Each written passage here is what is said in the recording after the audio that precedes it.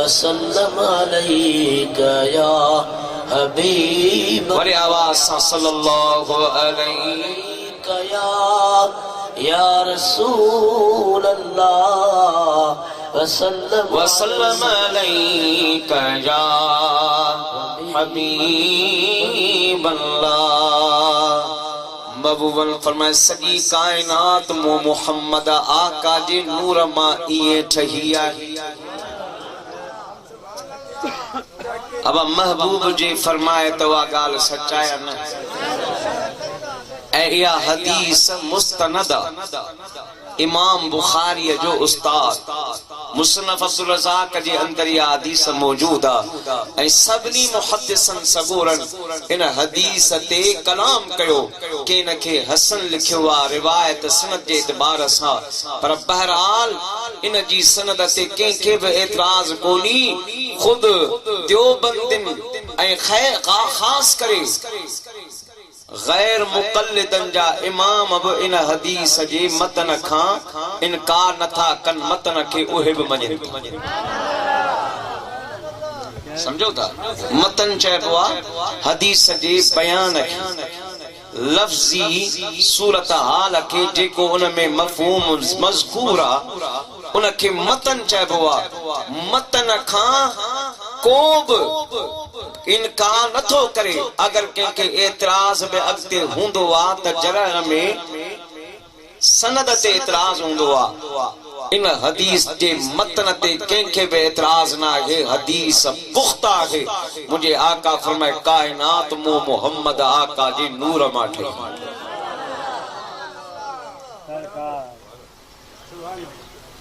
सुभान अल्लाह।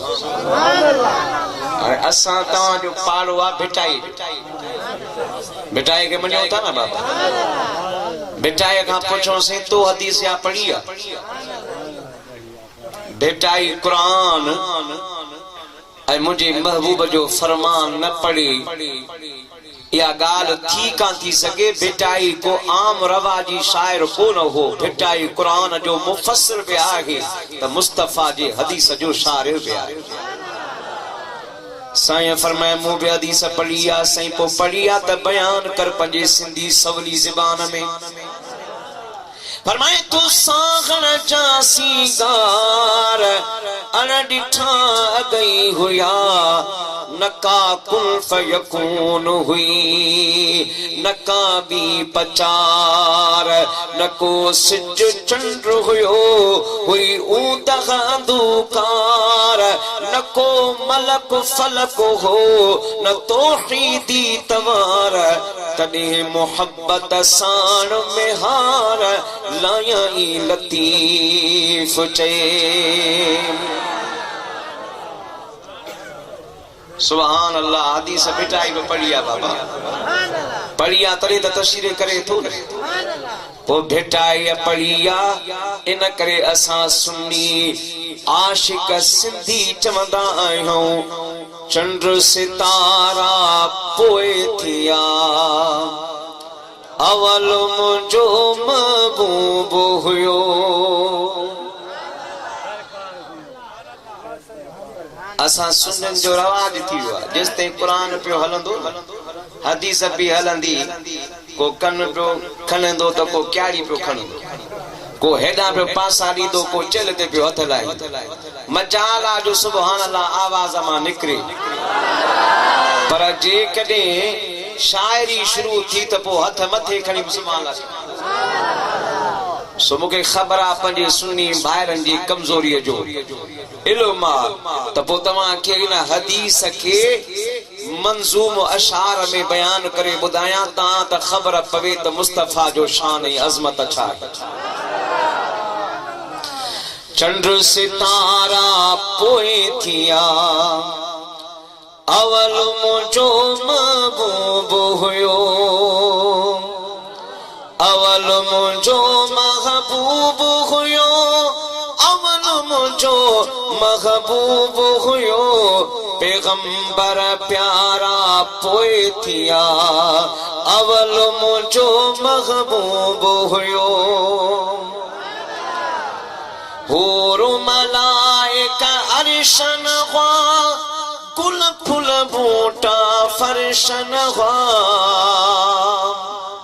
हूर मलाइक अर्शन हुआ कुल फुल बूटा फर्शन हुआ हे वण बेचारा पोए थिया अवल मुझो महबूब हुयो बई हथ मथे खड़ी च वण बेचारा पोए थिया अवल मुझो महबूब हुयो। अब माफ कजो हिकिड़ी ॻाल्हि पंहिंजी ज़ाती अवां खे कंहिं ॻाल्हि ते कावड़ ईंदी हूंदी असां बि मौलवी आहियूं पर इंसान त आहियूं कावड़ ख़ुशी असांखे ॾींदी आहे।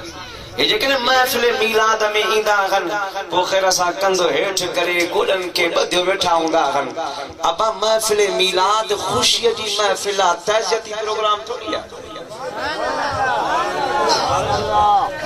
खोलियो मेरान टीवी अॼु केटीएन खोलियो एकता जो ॾिहाड़े जे लाइ ख़ुदा ख़ैर पियो करे चाचिन ऐं चाचिन जा हथ आसमान सां था लॻनि कपिड़नि जो बि ख़ुदा ख़ैर करे पोइ सकाफ़ती ॾिहाड़े जे लाइ तुंहिंजी बांह बीहे कान आका जे मीलाद जी महफ़िल मल्हाइण वारा आला हज़रत फ़ज़ाइल मफ़ूज़ात में लिखियो आहे त हूअं माण्हू नचे त शरीयत में मना हुआ पर आका जे इश्क में बेइख्तियार ख़ाली नचो बि त हसन ऐं महमूद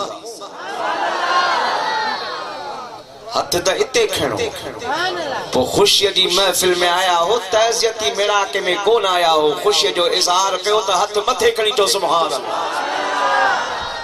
साईं ग़ुलाम मुस्तफ़ा खे बि ख़बर पए त सभई ख़ुशीअ सां आया आहिनि भतला कुन यार जे लाइ आया आहिनि। चंड सितारा पोए थिया अवल मुझो महबूब हुयो चंड सितारा पोए थिया अवल मुझो महबूब हुयो। बादल बरसात न हुई ॾींहुं न हो का रात न हुई बादल बरसात न हुई ॾींहुं न हो का रात न हुई ककर कारा पोए थिया अवल मुझो महबूब हुयो हथ मथे खणी झूमी बकर कारा पोए थिया अवल मुझो महबूब हुयो। जो सुभान अल्लाह। लोह कलम कायनात न हुई मिड़ई मखलूकात न हुई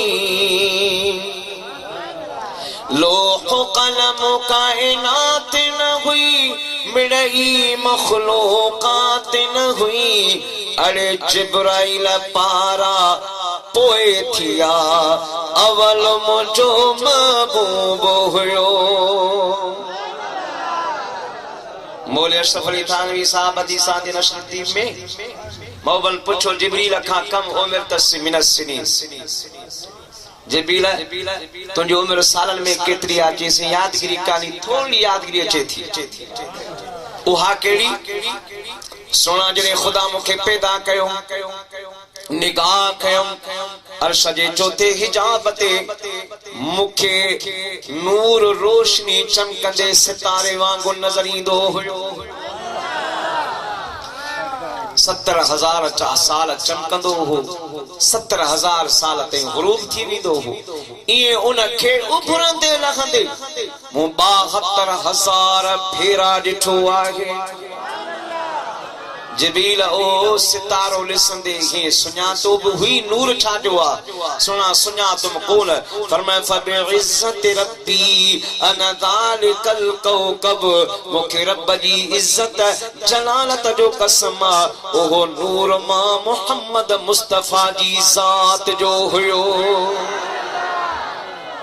लोहो कलम कायनात न हुई मिड़ई मखलूकात न हुई अरे जिब्राइल पारा पोए थिया अवल मुंहिंजो महबूब हुयो जिब्राइल पारा पोए थिया